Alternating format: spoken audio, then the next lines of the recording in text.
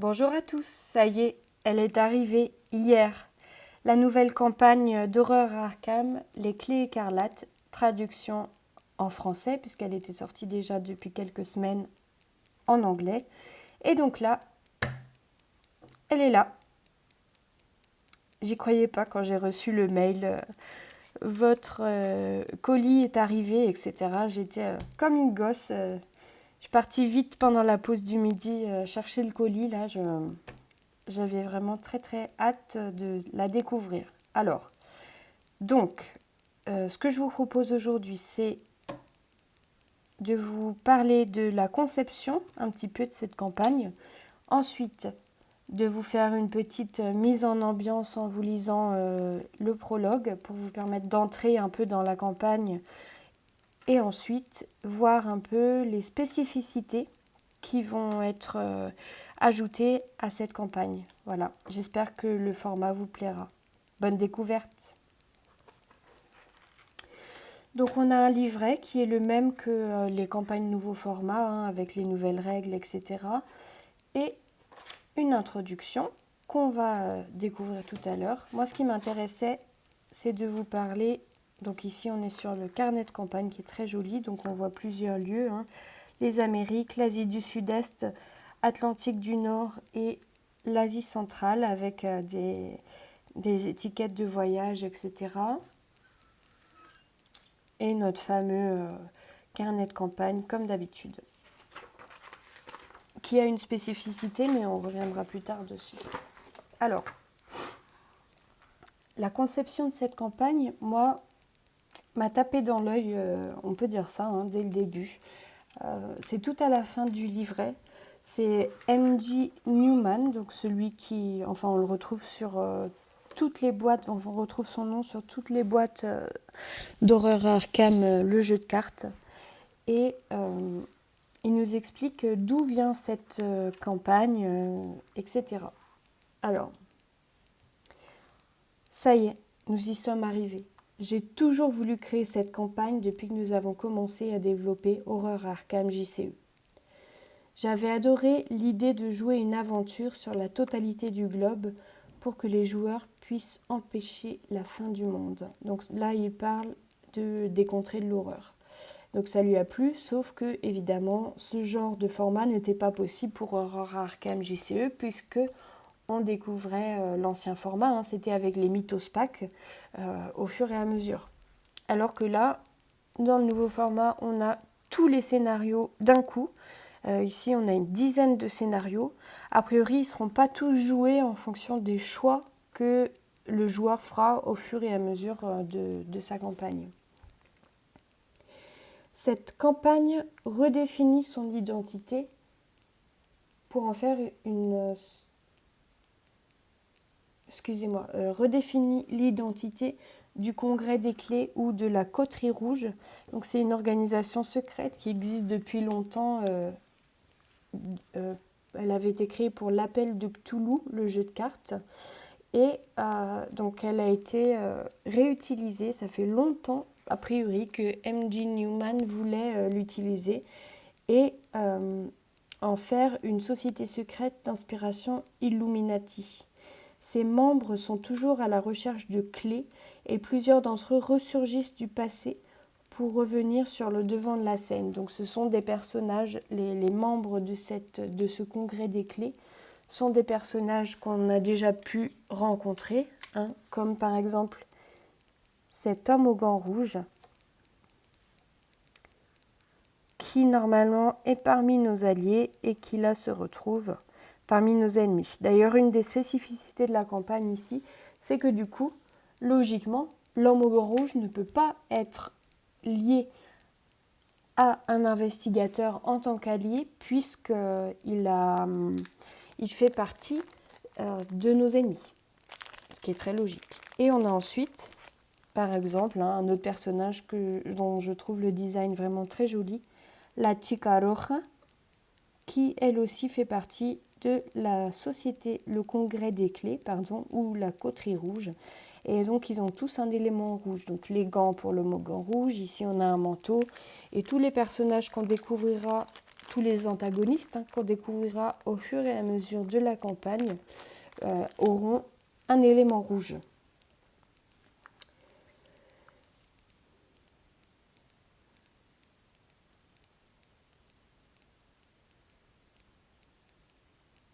Donc les thèmes qui ont été explorés ici sont le secret et le mystère, mais aussi la dimension épique de la campagne qui nous permet d'évoluer et d'aller à la recherche des clés sur tous les continents.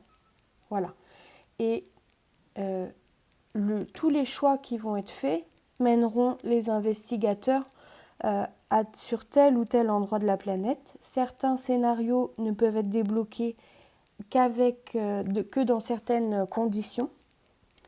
Et donc c'est ça qui rend intéressant toute cette campagne et permet de la rejouer une multitude de fois si on souhaite pouvoir jouer tous les scénarios.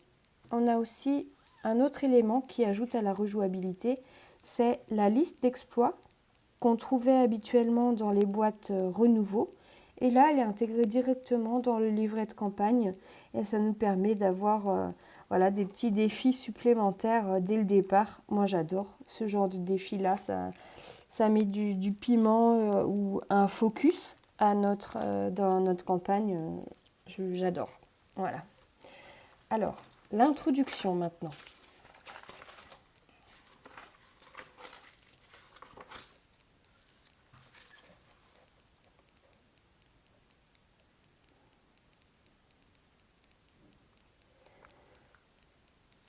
La guerre secrète. Vers le mois de mai ou de juin, je me rendis compte qu'il y avait, de par le monde, une surprenante et insolite poussée d'activité de la part d'organisations mystiques bizarres, occultes et ésotériques, qui se tenaient habituellement tranquilles et dont on entendait rarement parler. On s'est extrait d'une des œuvres de Lovecraft pour Hazel Hild, surgit du fond des siècles. Autour du globe. L'extension Les Clés écarlates diffère des précédentes en ce sens qu'elle propose une campagne non linéaire avec une fin ouverte. Après le scénario La pluie et les énigmes, qui sert de prologue,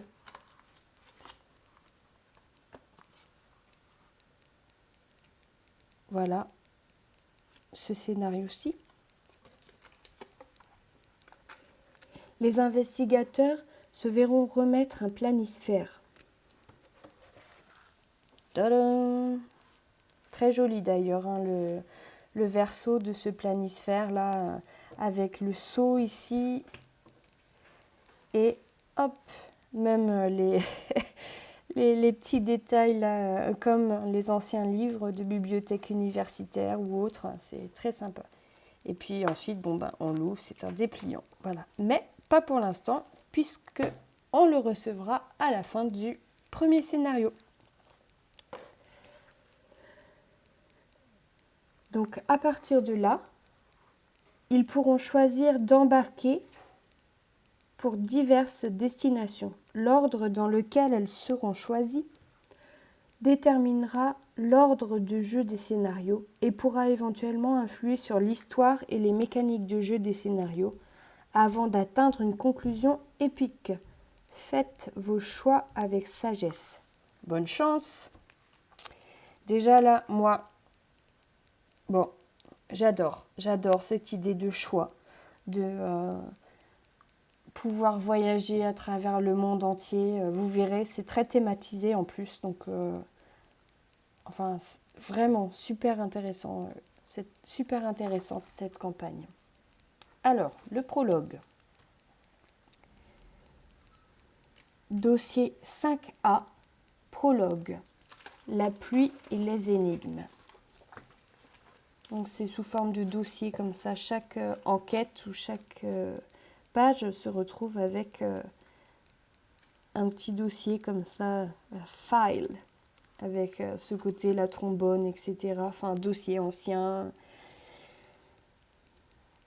Donc je vais vous lire les parties les plus importantes, peut-être pas l'intégralité, mais c'est juste histoire de vous donner une idée de l'ambiance et peut-être vous donner envie d'acheter la campagne et de pouvoir la vivre par vous-même. Introduction. Numéro 1. Les ténèbres deviennent suffocantes. Elles se déplacent comme une créature vivante, en contractant l'atmosphère comme si vous étiez dans un cocon immatériel. Vous espérez que votre imagination hyperactive et angoissée ne fait que vous jouer un tour. Mais tout ce qui concerne cette rencontre vous rend nerveux. Vous avez bien failli ne pas accepter la mystérieuse invitation, mais de récents événements vous ont forcé la main. Voilà plusieurs mois que les disparitions ont commencé, et aucune des pistes que vous aviez à Arkham ne s'est révélée concluante. Tout a commencé en 1924, pendant l'hiver, avec plusieurs véhicules dans le quartier sud.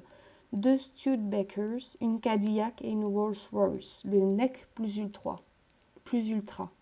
À un moment, elles étaient là et l'instant d'après, plus rien, à part une roue dégonflée. Donc ensuite, il y a plusieurs pistes qui sont évoquées, notamment de la contrebande, etc. Et ensuite, les disparitions reprirent. D'abord, un réverbère à l'entrée du théâtre Ward à Downtown. Puis 2 animaux de compagnie, un chien, un chat. Et ensuite, des gens. Un enfant du quartier Est, un étudiant de l'université Miskatonic, le chef de la brigade des sapeurs-pompiers d'Arkham. Et ensuite, pas d'indice, pas de suspect, et l'affaire est close.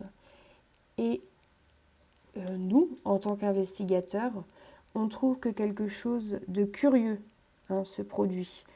Une par une, au cours du temps, les choses qui avaient été subtilisées disparurent non seulement d'Arkham, mais également de la mémoire des gens. Les propriétaires des véhicules prétendirent soudainement qu'ils n'avaient jamais été à eux. Les animaux, les individus, tout s'effaçait des souvenirs de chacun des habitants de la ville. Tout le monde sauf vous.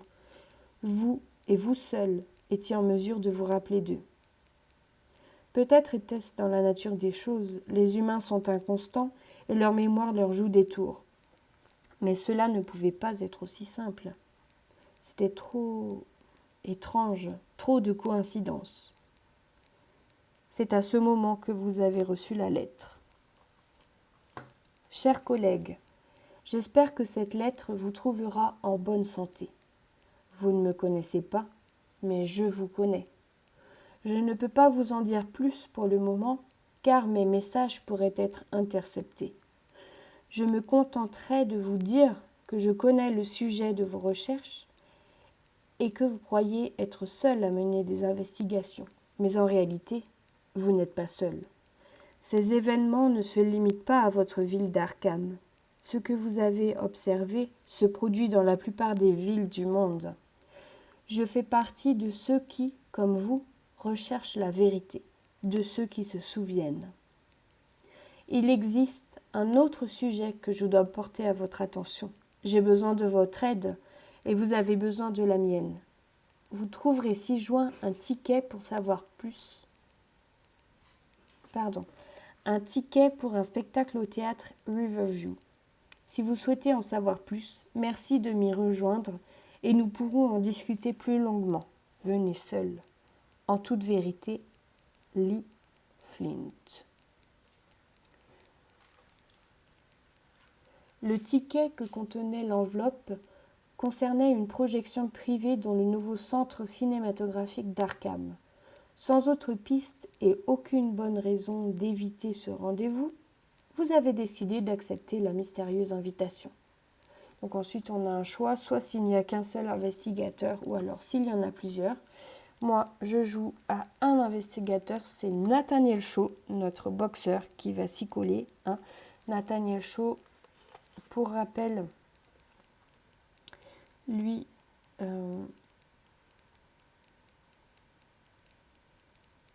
est donc un boxeur, voilà. Son mécène s'est avéré faire partie du célèbre gang O'Banion. Et donc Nathaniel a subi des pressions pour truquer les combats en se couchant de temps à autre. Son refus a mené à l'accident de son frère Randall. Nathaniel en a plus qu'assez des mafieux qui mettent en danger les citoyens d'Arkham à la nuit tombée. Il fait désormais meilleur usage de ses poings, patrouillant dans les rues et protégeant autrui.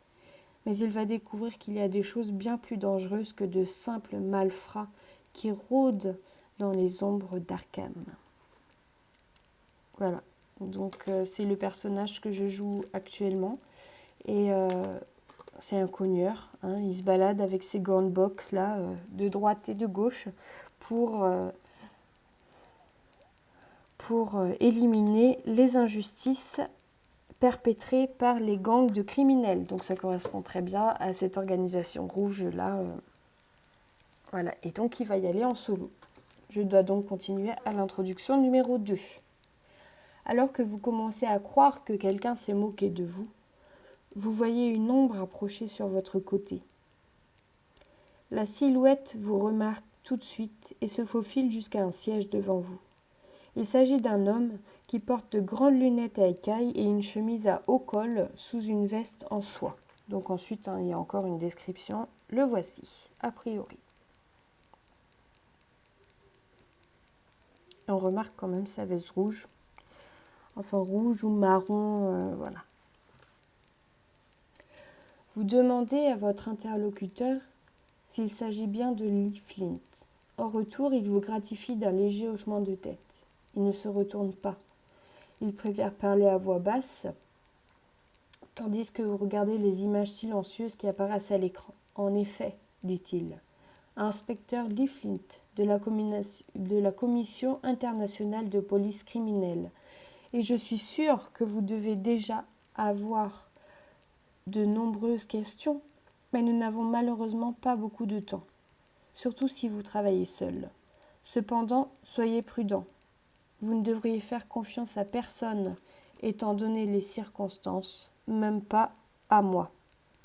Passez à l'introduction 5.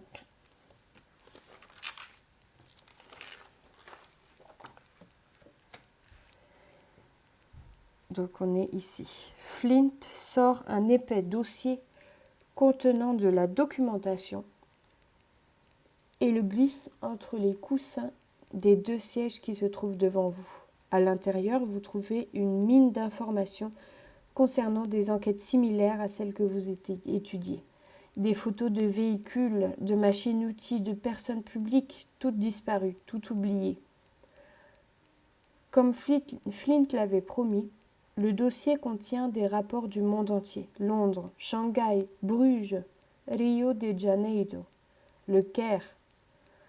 La liste continue encore et encore. Et ce n'est pas tout, dit-il en vous donnant le temps de lire. Regardez à la fin. Vous vous exécutez et découvrez 2 photographies attachées ensemble. La première représente une rue de Londres distordue par une sorte d'interférence. Une lumière brille au-dessus de la rue et autour d'elle. L'image semble avoir été pincée comme si elle représentait un mini-vortex aspirant la réalité. La deuxième est la photographie d'un homme de l'autre côté de la même rue qui se réfugie dans les ombres. Il porte un costume gris, bien ajusté, et un chapeau à larges bords qui masque son visage. Le seul détail notable que vous parvenez à distinguer est la couleur rouge très nette de ses gants.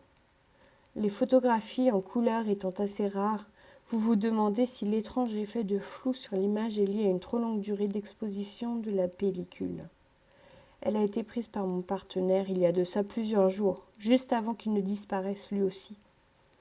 Quoi qu'il se passe, vous pouvez être certain que l'homme qui porte ces gants rouges est impliqué d'une manière ou d'une autre. Vous allez à l'essentiel et demandez à l'inspecteur Flint ce qu'il attend exactement de vous. Travailler ensemble, partager nos connaissances. Seul un nombre très limité d'individus semble connaître la vérité. Vous acquiescez. Si ce que dit cet homme est vrai et que les événements similaires apparaissent partout dans le monde, vous ne pourrez pas découvrir le fin mot de l'histoire à vous seul. À cette fin, j'aimerais que vous veniez à Londres avec moi. L'homme aux gants rouges a été aperçu dans cette zone et il n'est pas seul. Je suis prêt à parier une coquette somme qu'il sait où se trouve mon partenaire. Je me suis occupé des préparatifs. Ce dossier contient des billets pour une traversée en bateau à vapeur. Vous partirez de Boston dans 2 jours. Donc là, on a encore un choix. Les investigateurs doivent décider. Accepter son offre ou aller à Londres par vos propres moyens. Nathaniel choisit d'aller à Londres par ses propres moyens. Vous prenez le dossier, mais ne suivez pas les recommandations de l'inspecteur Flint. Après tout, vous venez tout juste de rencontrer cet homme et vous ne savez pas à qui vous fier dans cette histoire. Si la situation est aussi critique qu'il le prétend, vous avez déjà pris suffisamment de risques en lui parlant directement. Au lieu de partir pour Boston, vous trouvez un moyen de vous rendre à Plymouth avant de prendre le bus jusqu'à Londres. Le voyage est nettement plus long, mais au moins, vous êtes certain de ne pas avoir été suivi par Flint ou par un associé de cet homme au gants rouges. Donc ensuite, on a des conséquences déjà par rapport à ce choix. La tromperie engendre l'incertitude.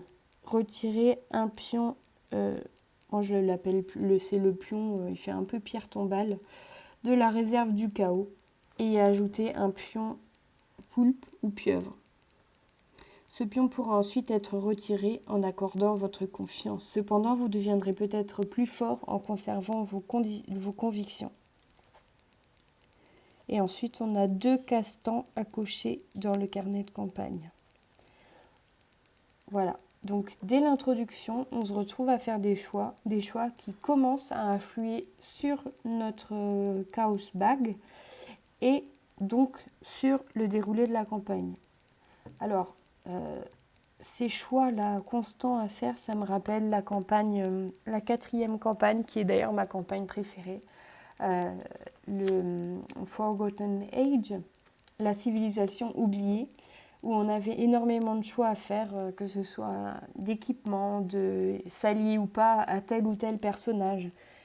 Et donc ça me rappelle vraiment cette conception. L'histoire des disparitions aussi, c'est quelque chose qu'on en retrouve dans d'autres scénarios d'horreur Arkham. Donc déjà, ne serait-ce que le premier scénario de La Nuit de la Zélatrice, où le rassemblement, où on retrouve des cadavres mutilés, etc. La malédiction du rougarou aussi, où des gens disparaissent curieusement. Et on a aussi un autre scénario auquel cette introduction m'a fait penser, c'est le scénario qui se passe au Caire, les gardiens de l'abîme. Vraiment, les personnages ne dorment plus et perdent la mémoire. Et donc, on doit enquêter pourquoi, etc. Et voilà, donc je trouve que c'est plaisant de faire le lien avec toutes ces campagnes. Alors maintenant, on va passer aux spécificités de cette campagne-ci. Alors là, on a parlé du temps. Alors visiblement, le temps, dans notre carnet de campagne ici, donc on doit calculer le temps passé. Donc on va devoir cocher au fur et à mesure. Donc là, moi, les 2 premières cases, quand ma fiche sera prête. Et on voit ici qu'il y a des symboles. Et les symboles correspondent à des choses qui se passent avec le temps qui passe. Un peu comme quand on doit tourner nos cartes intrigues au fur et à mesure des scénarios. Donc c'est au verso, là. On a plein de choses qui se passent quand on arrive à telle ou telle lettre de l'alphabet grec. Je n'en sais pas plus, je n'ai pas lu bien sûr ce qui se passe, puisque je préfère le découvrir au fur et à mesure de la campagne. Alors, on a aussi d'autres spécificités ici, donc je reviens, là. Les clés, donc c'est un nouveau type de cartes qui ont 2 faces. C'est un peu comme les objets qui peuvent devenir des soutiens, sauf que les clés, elles ont un côté stable. Ça, c'est celle qui est liée au premier scénario. Donc elles ont un côté stable ou un côté instable. Voilà, donc on voit le changement de couleur, etc. Je trouve ça très sympa.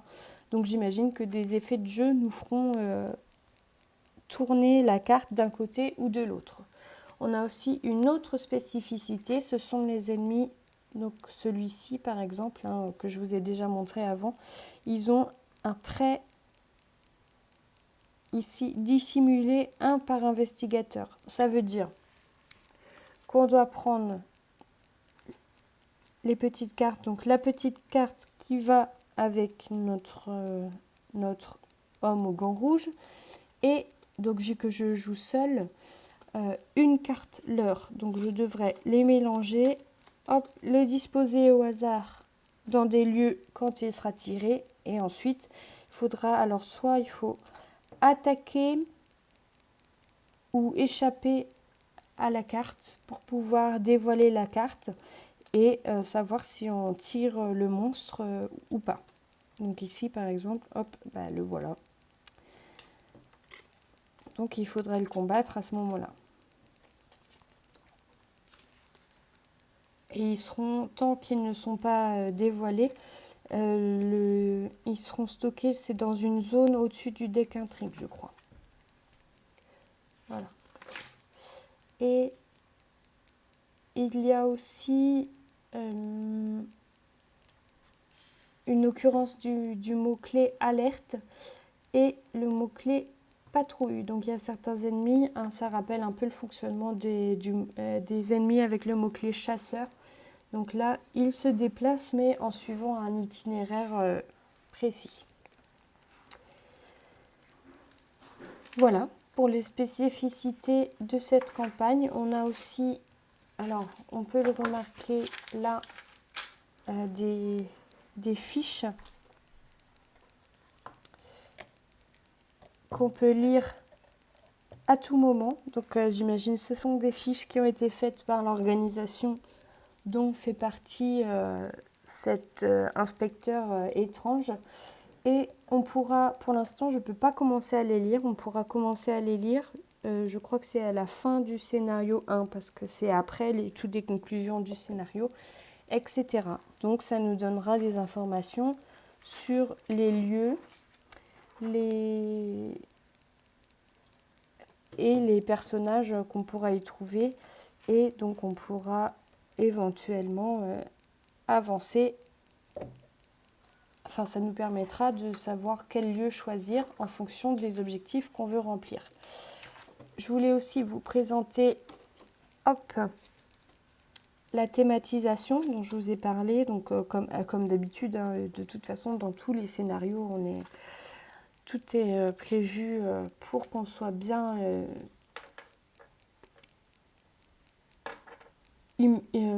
qu'on ait une bonne immersion. Donc dans ce scénario-là, la pluie et les énigmes, on retrouve Big Ben, l'abbaye de Westminster, les jardins de Kensington, Tower Bridge, la tour de Londres, la prison de la Tour. Ce sont vraiment des lieux très liés à Londres, donc le premier endroit où on doit faire escale pour poursuivre notre homme en rouge.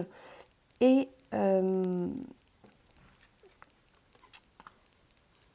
voilà. et voilà, donc on peut imaginer que dans tous les endroits qu'on va choisir, au fur et à mesure, on va pouvoir avoir accès à des endroits très thématisés. Il y a un autre scénario que j'avais ouvert qui se passe visiblement au Maroc, donc Marrakech, une place de marché, un tombeau. On voit vraiment les illustrations sont choisies et tout est thématisé, quoi. Donc on a des personnages aussi, etc. Voilà.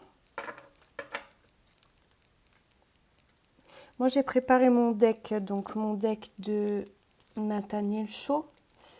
Je l'ai préparé parce que Nathaniel, son problème, c'est que... Alors, il est très fort pour cogner, donc pour gérer les ennemis, aucun problème. Par contre, pour enquêter et échapper, aïe, ça coince parfois, souvent même. Donc du coup, j'ai des soutiens et des événements qui me permettent de faire tout ça pour éviter que ce soit trop limite et pouvoir passer les scénarios sans trop d'encombre. J'ai aussi prévu d'augmenter un peu plus le côté enquête pour pouvoir discuter avec les personnages. Je ne sais pas pourquoi, mais ce fait d'aller partout, etc., ça me fait penser aussi dans La Route de Carcossa, quand on avait tous les personnages avec qui il fallait discuter, etc., pour essayer de les convaincre. Je me dis que si jamais on a des personnages à convaincre, ça peut être intéressant d'avoir aussi une capacité de discussion, enfin enquête, discussion. Voilà, j'espère que cette présentation vous aura plu, vous aura donné envie de découvrir cette campagne qui, moi, m'a l'air vraiment passionnante. Vraiment, j'ai qu'une hâte, c'est de m'y lancer. Et d'ailleurs, j'y vais de ce pas. Ciao!